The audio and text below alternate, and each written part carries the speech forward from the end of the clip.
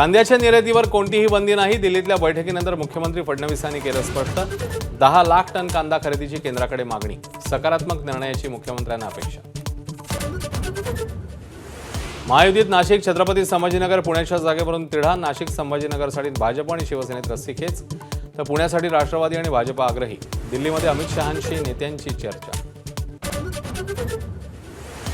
आदित्य ठाकरेंचा आक्रमक पवित्रा। ग्रीन झोनसह सुधार समितीच्या 4 प्रस्तावांवर पालिकेची माघार।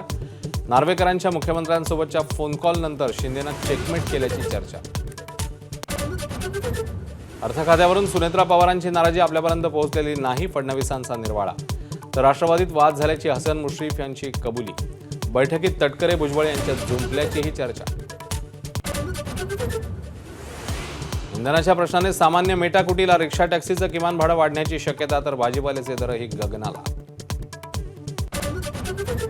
स्थानिक स्वराज्य संस्था निवडणुकीतील 40 उमेदवारांवर अपात्रतेची कारवाई। निवडणूक खर्चाचा हिशेब सादर न केल्यानं कारवाई। 3 वर्षांसाठी निवडणूक लढवण्यास अपात्र घोषित। मान्सून एक्सप्रेसचा केरळ प्रवेश 4 दिवस लांबणीवर जाण्याची शक्यता। महाराष्ट्रातलं आगमनही उशिराने होण्याच्या मार्गावर, तर काही ठिकाणी उष्मा, काही ठिकाणी सरी।